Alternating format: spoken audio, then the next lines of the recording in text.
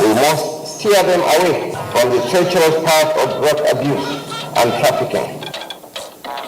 Nigeria seeks greater commitment from African leaders to tackle drug-related crimes as Pan-African meeting on drug trafficking begins in Abuja. The committee approved the nominations of Olayemi Kadoso for the position of Governor of Central Bank of Nigeria. National Assembly reconvenes after 2-month recess, confirmed Central Bank Governor and deputies. Anything you want me to do for you, or you want the IG to do for you, consider it done. Labour of Nigeria's heroes shall not be forgotten. Acting Inspector General of Police presents checks to families of 420 deceased officers.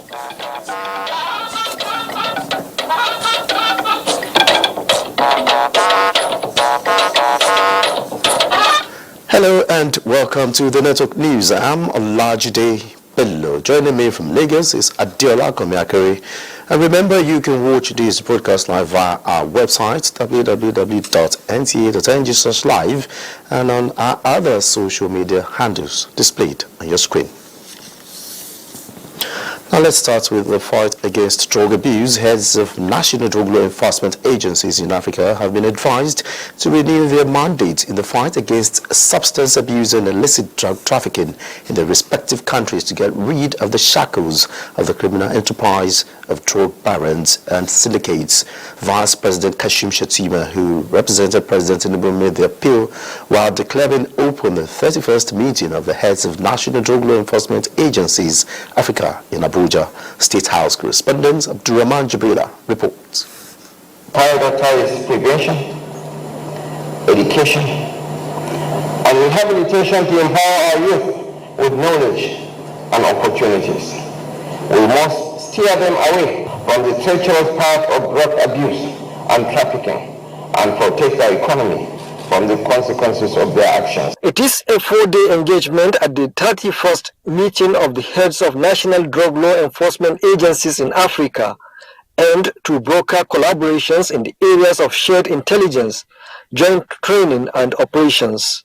The meeting, with participants from 54 countries and 15 observer nations, is expected to discuss new trends and partnerships to curb the global drug scourge. The conference will also enable heads of drug law enforcement agencies in Africa to develop strategies that will combat drug trafficking and abuse in the African continent. We are hosting the 31st Honda meeting here to reassure you of our promise to participate in building a world not threatened by the infiltration of illicit drugs. Over the decades, distinguished ladies and gentlemen, criminal organizations have attempted to breach our security measures in their business of polluting nations and minds. But while it's a compliment that drug law enforcement organizations are a threat to their criminal empires, their desperation must never be taken for granted. The meeting is also focusing on regional and national cooperation to reduce illicit production and cultivation of illicit drugs. There are strong institutions and agencies around the world and outside our continent whose partnerships can add zeal and significance to our efforts. This week, Nigeria will provide a platform for experts from all over the continent to address the world drug problem.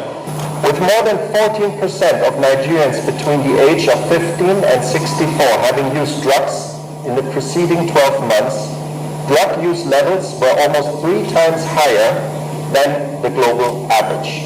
A document was unveiled titled "Organized Crime in Nigeria, a Threat Assessment" as part of measures to ensure a drug-free society. In Abuja, Abdurrahman Jibrila, NTA News. And to strategic policy making, the federal government says it will reposition the National Institute for Policy and Strategic Studies, KURU, for good and quality policy advice, considering its crucial and indispensable role in shaping and retooling government's policies. Vice President Kashim Shettima gave assurance when he received in audience the management of the institute led by the Director General, Professor Ayo Motayo, at the Presidential Villa, Abuja. State House correspondent again Abdurrahman Jibrila reports. Policy recommendations by the National Institute for Policy and Strategic Studies, Vice President Kashim Shettima said, will be brought into reality as the world is gradually becoming knowledge-driven, cautioning Africa against missing the chance to fill the gap in a knowledge-driven world as missed during the agriculture and industrial revolution. Vice President Shettima challenged the management of the institute to make a formal presentation of the executive summaries of all its policy recommendations, as government is determined to reset the national agenda. He said government will support the institute not to compromise on quality and standard by sending credible people with required age bracket within the required professional cadre, so that whatever experiences and exposure they gain can be translated into governance structure. Director General of the Institute said they came to brief the Vice President on the operations of the Institute, which is to advise government on several policy directions and train high-profile policy makers in the country. For us as NUS, we are ready to face the challenge we see. We are ready to offer policy advisory and of course come up with strategies that will enable the government to achieve its vision of giving us a better Nigeria in a very, very short run. What I will just say is that we need a little bit of patience from Nigerians in order to allow the seed that they are sowing, that this administration is sowing, to germinate, so that we can have a country of our dreams. The Vice President is the overseer of the administration of the Institute and approves the nominees to be trained as well as the course of study for the session. From the State House, Abraham Jibrila, NTA News. Now let's head straight to Vienna, where the Nigeria Atomic Energy Commission has signed a pro-ex statement with the U.S. National Nuclear Security Administration supporting Nigeria in the design, construction and commissioning processes of Nigeria's multipurpose research reactor, NIRR-2. This was during the 67th regular session of the International Atomic Energy Agency, IAEA General Conference, holding in Vienna, Austria. On the sidelines of the conference, the Nigerian delegation, led by the Permanent Secretary, Ministry of Foreign Affairs, Ambassador Damu Amoa, participated in a number of bilateral meetings. Key among them was the bilateral engagement between the United States of America and Nigeria. Nigeria expresses its support to the leadership of the agency and its activities, especially as it relates to technical cooperation, nuclear science and technology and its applications. Nigeria believes that this is an important step which will go a long way towards providing an opportunity for member states in understanding the significant role that nuclear energy can play in addressing the rising global challenges associated with climate change, and will further encourage countries to consider including nuclear energy as part of their national energy mix. The Permanent Secretary also expressed Nigeria's full participation in the IAEA initiatives for peace and development. In addition, Nigeria's country program framework, CPF, for the year 2024 to 2029 with the IAEA was finalized and is expected to be signed in the course of the conference. The General Conference is the annual meeting of member states to discuss policy issues of the agency, which was declared open by the Director General IAEA, Mr. Rafael Morano Grossi. It could be recalled that Nigeria joined the IAEA on 23rd March 1964. And back home to labor matters, the Nigeria Labour Congress and the Trade Union Congress has jointly declared an indefinite strike to commence 3rd of October 2023. President of NLC, Joseph Ajero, and that of TAC, Festus Osifo, made the declaration at a press briefing in Abuja. Joseph Otsen reports. After the 2 days warning strike jointly embarked upon by the Nigerian Labour Congress on the 5th and 6th of September 2023, representatives of government and the National Assembly had series of engagements with leadership of the two unions, briefing them on measures to address their demands. In any substantial way, but the unions feel government efforts are not pragmatic enough. The federal government has therefore not met in any substantial way the demands of the Nigerian workers and the people as previously canvassed in our mutually agreed roadmap. The grace periods given by the two labor centers have expired. The consequence is an indefinite strike action. To embark on an indefinite and total shutdown of the nation beginning on 0 hours, Tuesday, the 3rd day of October 2023. In Abuja, Joseph Utsen, NTA News. From the Green Chambers, the House of Representatives has appealed to the Nigerian Labour Congress to shelve its planned strike and give room for more negotiations with government on their demands. Speaker Tajuddin Abbas made the appeal when the House resumed plenary after its annual recess. National Assembly correspondent Mitaire Ipen reports. Exchange of pleasantries and banters characterized resumption of plenary.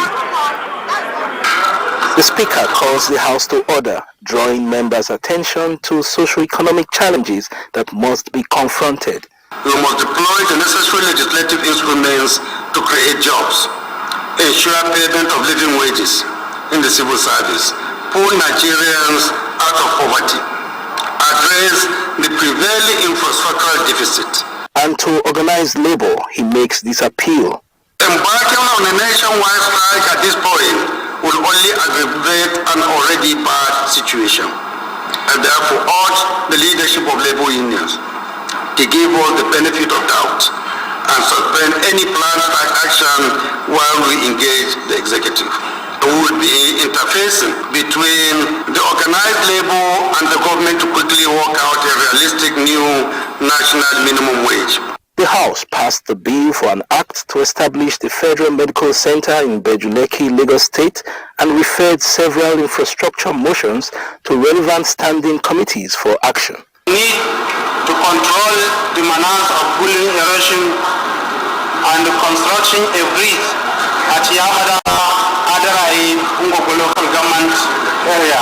And the need to address the absence of power supply in Ndokwa Ukwani Federal Constituency of Delta State. With the controversies surrounding the death of celebrity musician Mohbad, lawmakers called for thorough investigation.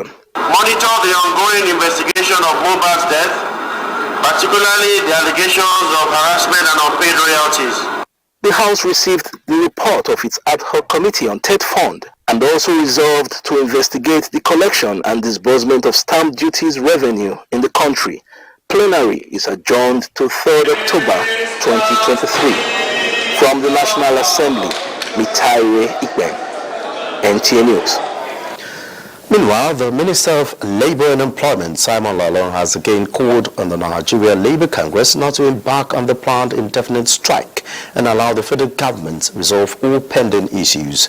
The minister made the appeal when the leadership of the National Union of Road Transport Workers, NURTW, visited to thank him for securing the release of some of their members who were arrested 2 weeks ago by government agents following the fracas of the union's headquarters, leading to casualties.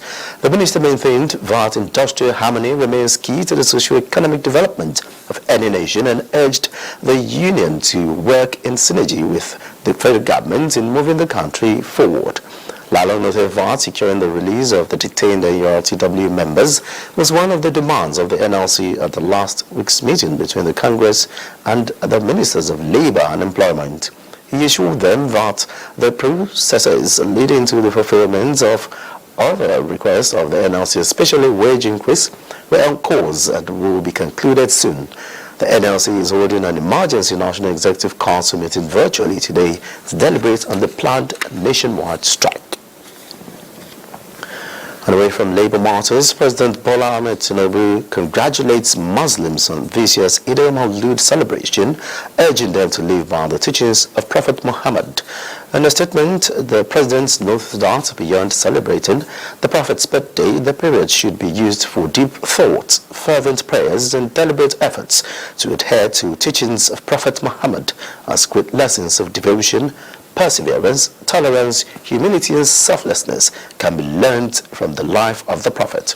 The President also urges religious leaders and Muslims celebrating Mawlud festival to use the period to pray for the nation as the government takes measures to make the country secure and economically viable. Similarly, Vice President Kashim Shettima felicitates on the occasion of Eid al-Mawlud, admonishing faithful to imbibe the teachings which are predominantly on tolerance, sacrifice, peaceful coexistence, abstinence, honesty, and generosity. The Vice President says the renewed hope agenda of President Bola Ahmed Tinubu's administration is targeted on making a difference in the lives of the people. With a vision of a better Nigeria, he urged the citizens to show outstanding resilience in the responsibility of nation building. You're watching the Network News. More reports when we return. Thanks for being there. Following the increase in cases of military coups in Africa, security agencies and relevant civilian authorities are strategizing on how to end the undemocratic takeover of government on the continent. Defense correspondent Ismail Musa attended the conference in Abuja and now reports.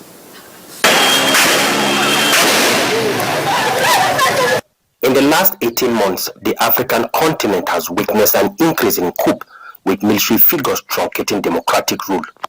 Burkina Faso, Sudan, Guinea-Bissau, Mali, and recently Niger are under military dictatorship. These occurrences, among others, serve as stark reminders of the intricate complexities and daunting challenges that our continent confronts in a bid and struggle for stable governance, lasting peace, and stable democratic system. This roundtable of resurgence of coup d'etat in Africa, organized by the National Defense College Abuja, is to, among other things, assess the implication on regional security, political stability, and good governance. Some of these states are not inclusive states. They are not developmental states. So you find out that people are beginning to look for alternative. However, there's no alternative than democracy. There are good reasons for coup. Bad governance, bad leadership, harsh economic situation, but then it is clearly unacceptable that the military will take over power. As citizens of the country, we must try our best to show understanding, to understand that governance is not a particularly easy thing. As members of the armed forces, we also need to appreciate that our primary responsibility is to support the government, and it is in the process of supporting the government that we can make progress as a people.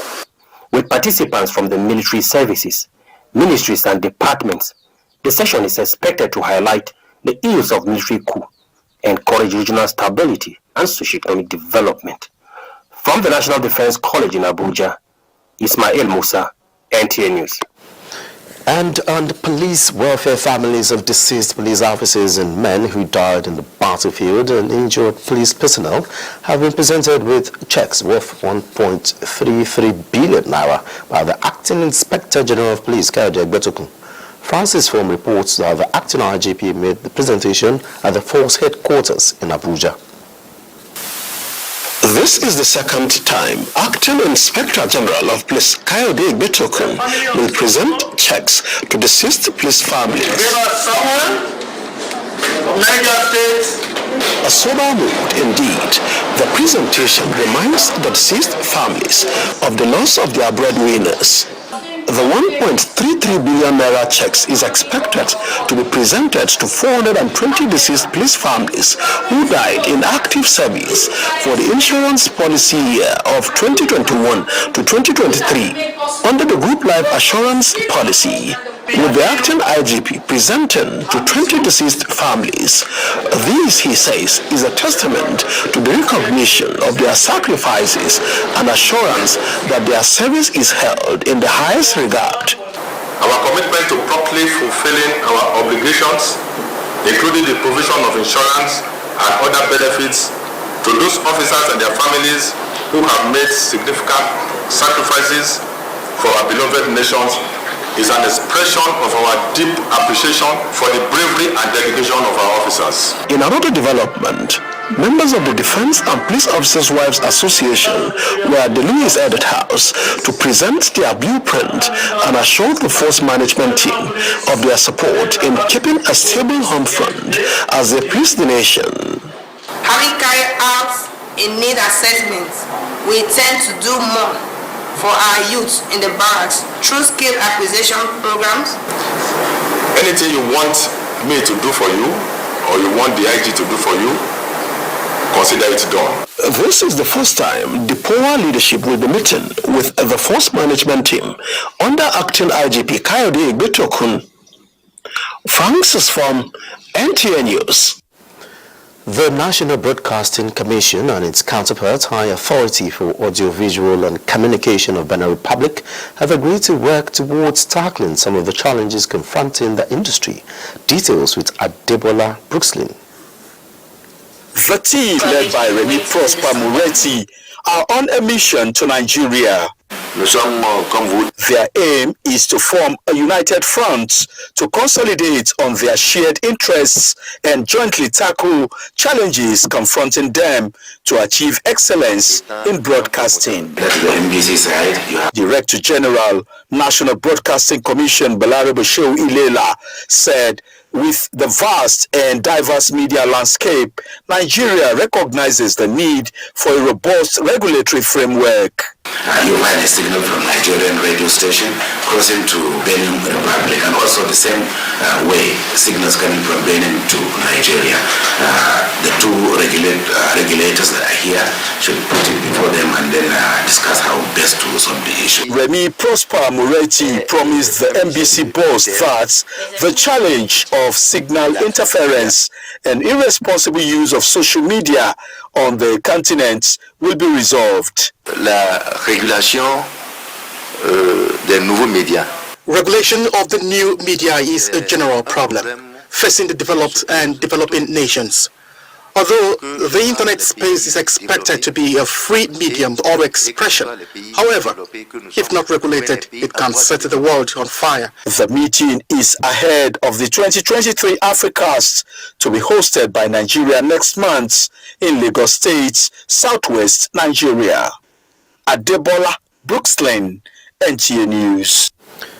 To broadcast media collaboration, the Director General of Nigerian Television Authority, NTA, Salih Abdulhamid Dembo, says Nigeria is ready to collaborate with its neighboring broadcast media organizations in upscaling their operations for efficiency in line with global best practices.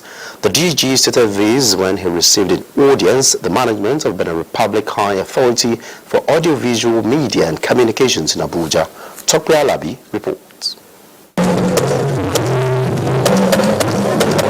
Nigeria and Republic of Benin share extensive borders, and with a history of cooperation, having signed a bilateral agreement for the operationalization of Senekrake Joint Border Post in May 2022, aimed at promoting improved cross-border trade between both countries. This parley between NTA's Director General Salihu Abdulhamid Dembos and management at the instance of Mr. Remy Prosper Moretti, President of Benin's High Authority for Audiovisual, Media and Communication, along with a delegation of the Nigerian Broadcasting Commission (NBC), is to seek for areas of collaboration in modern broadcasting practices. NTA's DG says the organization has about 110 TV stations spread across the 36 states of the Federation, and its multi-channel meant to project the three major languages in Nigeria, Hausa, Igbo, and Yoruba, as well as dedicated channels for sports, parliament, and international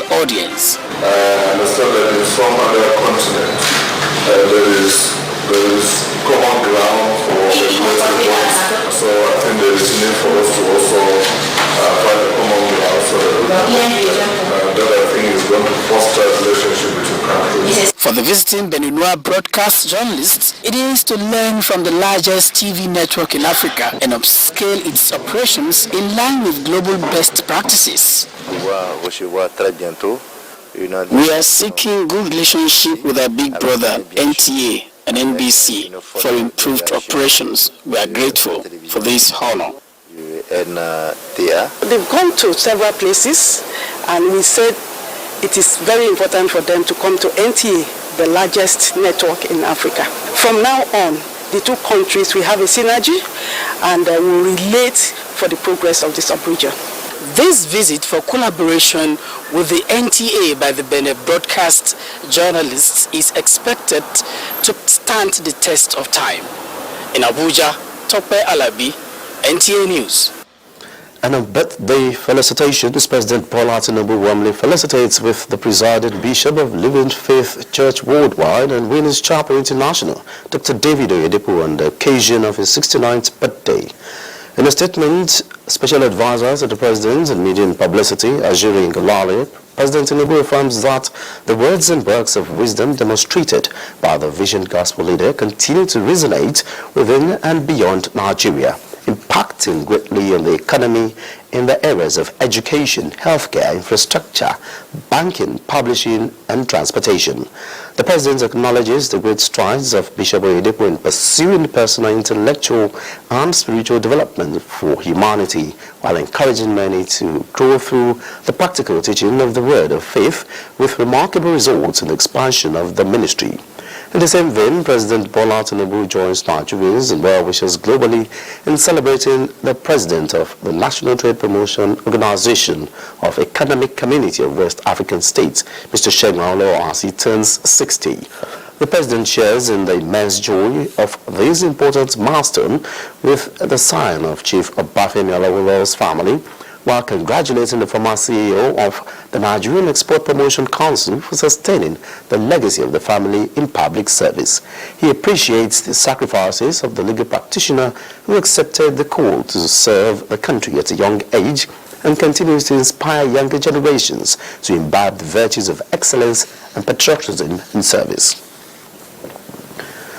And from the judiciary, the Gombe State Governorship Election Petition Tribunal has struck out the petitions brought before it challenging the declaration of Muhammadu Inwa Yahya as winner of the March 18, 2023 governorship election by the candidates of the People's Democratic Party, PDP, and that of the African Democratic Congress, ADC, and their respective political parties.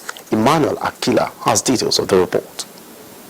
Justice S.B. Belgore, who led the tribunal's justices in delivering ruling on the two petitions, began with that of the African Democratic Congress, ADC. After reviewing the petition, applications and addresses of counsels, he ruled that the petitioners did not present evidence and witnesses enough to cancel the election as contained in their petition. On the petition of Muhammad Jibril Bardi and his party, the PDP, who prayed the court to nullify the declaration of Muhammad Inwa Yahya of the APC as winner of the March 18 governorship election on allegation of vote buying, overvoting, violence, non-transmission of the election results using the BVAS machine, and announcement of the election result while voting was still going on in some polling units. Justice Belgore held that the petitioners could not present a single party agent as witness on all the allegations, that all the documentary evidence presented were mere documents dumped on the court rather than admissible evidence, and that allegations of election irregularities in 347 polling units out of the 2,988 polling units are not substantial evidence to say the election was not conducted in compliance with the electoral laws. Even though that is his judgment, that there is no enough evidence, there is enough evidence to prove non-compliance, and we're going to court of appeal to challenge this statement. I am not comfortable. Emmanuel Akila, NTA News. Lagos is next on Network News for stories making the rounds from the center. Adela, you're on. Thank you, Olajide. The Lagos State Governorship Petition Tribunal has affirmed the election of Babajide Sanwo-Olu as the duly elected governor of Lagos State. The three-man tribunal headed by Justice Agwam Ashum gave the verdict in Lagos, dismissing the petitions of the People's Democratic Party and its candidate, as well as that of Labour Party and its candidate. A three-man tribunal led by Justice Agwam Ashum in its verdict after due consideration dismissed the petition for lacking in merit. In the tribunal's ruling on the preliminary objections, struck out the names of the fifth respondent, Madebo Rhodes Vival, and his Labour Party, the sixth respondent, from the petition of the PDP. In another petition, the Labour Party's candidate, Madebo Rhodes Vival, against the third respondent in the person of the Deputy Governor, Dr. Obafemi Hamzat, for dual citizenship, which purportedly disqualifies him from contesting the March 18 election, was also dismissed, as the tribunal averred that as long as his birthplace is Nigeria, he is fit and proper to contest, citing Section 66, subsection 1 of the 1999 Constitution. Counsel to the parties bent their minds after the 8 hours verdict. We'll get a copy of the judgment and then also review it and then also share with our clients. So it is based on the instruction of our client that we know the next line of action. The tribunal in its wisdom has looked at the interpretation of section 182(1)(a) and gave his decision.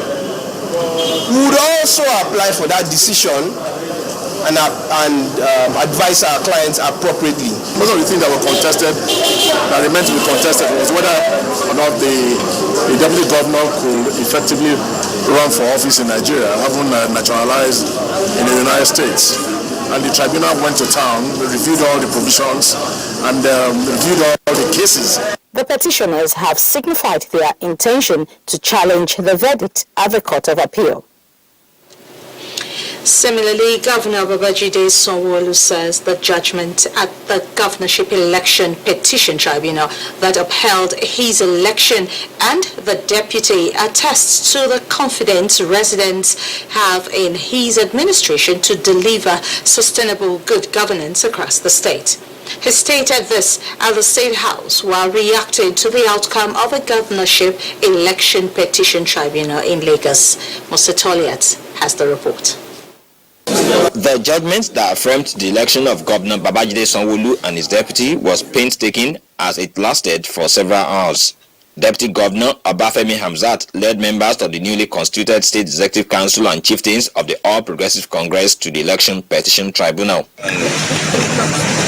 Back at the Lagos State Government House in Alausa, Ikeja, Governor Sanwo-Olu reacted by dedicating the victory to the increasing level of trust reposed in the APC government and the state. For us, it's a victory for all, right? We do not want to come out here and say that somebody had lost or somebody had won. I still want to give an opportunity, like we did on the night in which we were declared winners, to still give an opportunity to all of the candidates, that contested with us, that if they feel, the passion that we have, and if they feel truly, really committed to serve, we could still sit with them and see in what way they want to serve the state. The state is big, the challenges are real, and the opportunities are boundless. He also appreciated the judiciary, especially members of the Election Petition Tribunal, for delivering justice that safeguards democracy and rule of law.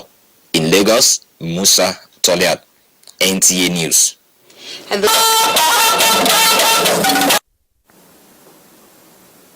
Good to know you're here, and it's now time to talk business. Following the confirmation of Dr. Olayemi Kaduso as the new governor of the Central Bank of Nigeria, Kaduso insists that Nigeria needs a stable exchange rate to help the country move forward. Kaduso says balance of payments, unsettled obligations, and compliance with regulations are issues to be handled in short and medium terms without compromise. Now, ahead of direct flight launch from Algeria to Abuja in December, Algeria to Addis Ababa is now one way. This officials say is a step towards the implementation of the President Abdel Mahdi Tebboun's desire to open up Algeria to other African countries. Others to follow soon are Algeria to Johannesburg, South Africa and Douala in Cameroon come October, then Caracas, Venezuela in November and Abuja, Nigeria in December. A quick look at the markets. Nigerian equities lost steam by 0.34% as investors lose a total of 363.9 million shares in 7,018 deals, corresponding to a market value of 4.5 billion naira were traded.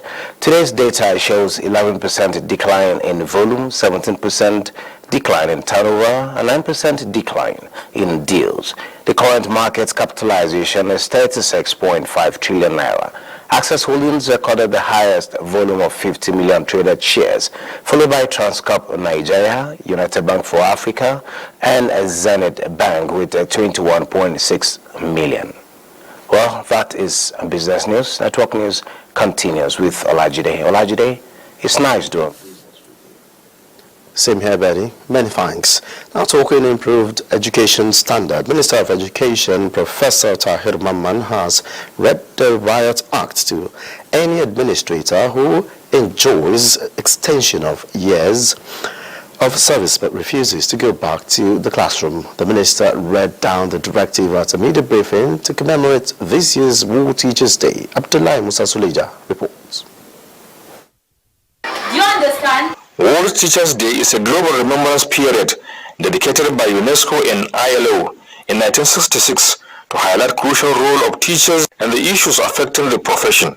And yet, 3 years ago, the immediate past administration of Muhammadu Buhari approved welfare packages for teachers, one of which is the extension of their years of service from 35 to 40 years, whichever comes first. One of the objectives is to make experienced hands in the profession remain to teach, mentor, and instill moral values on the younger ones. Them seems to be unrealistic, going by the minister's observation.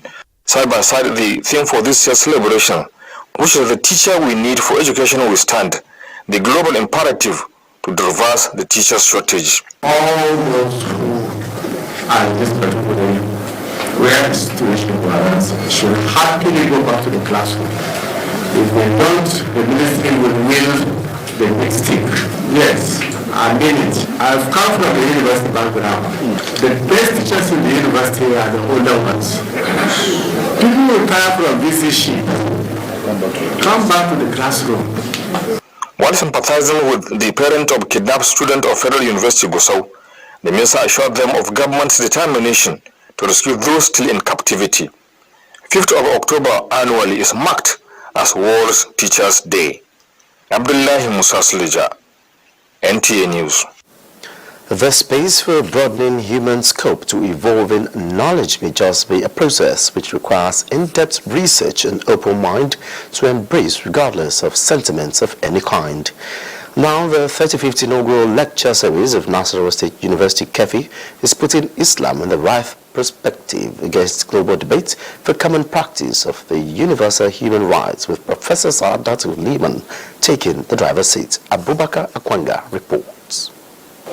These are academic doyens, each devoted in recruiting social assets and molding characters for the country through intellectual guidance and counseling.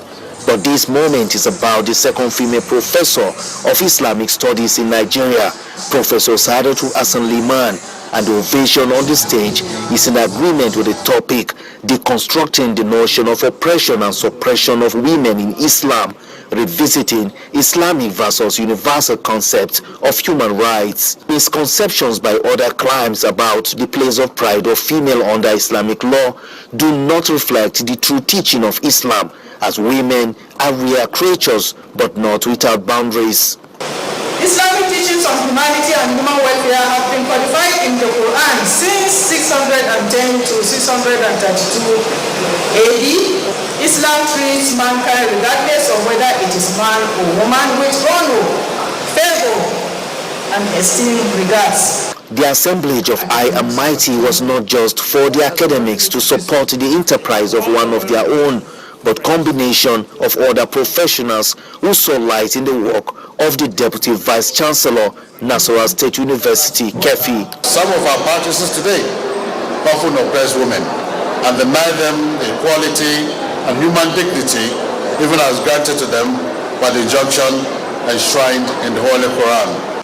I want to pay special tribute to the inaugural lecturer for her immense contributions to the growth and development of this university. The ovation becomes even more louder as the inaugural lecturer successfully declared a chair and moved to add value to the body of knowledge and took a bow to raise more of a kind in the academic circle. From Kefi in Nasarawa State, Abubakar Akwanga, NTA News. The federal government is to commence mass dog vaccination against rabies across the country. Musa Ali reports that concentration will be more in 4 states of the federation with increased cases of dog bites. Dogs have been man's companions since time immemorial, serving as a guide and security watch. Owing to this association with man, veterinary doctors believe that dogs are reservoirs of many human infectious diseases, including rabies. Rabies is a zoonotic disease contracted through the saliva of an infected animal and is transmitted through bites or scratches from another animal or human being. But this affects most people living in rural communities in Africa and Asia. 1 person dies of rabies every 9 minutes. Anytime you get one dog bite, honestly, you are expected to count it as 10. Usually, they call them mad dog. The mad dog will have beaten several people.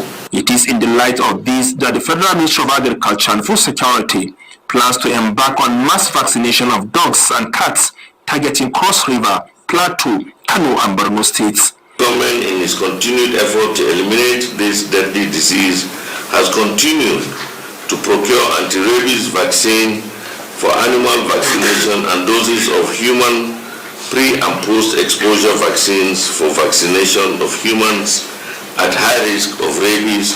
Because one of the drivers of rabies eradication is poor solid waste management that drives free-roaming dogs.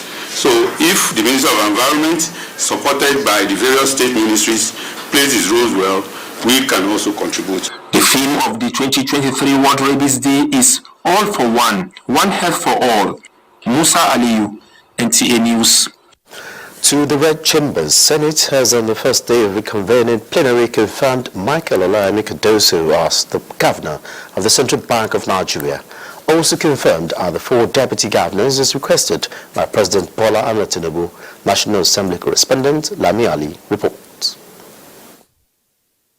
The committee approved the nominations of Olayemi-Cardoso for the position of governor of Central Bank of Nigeria.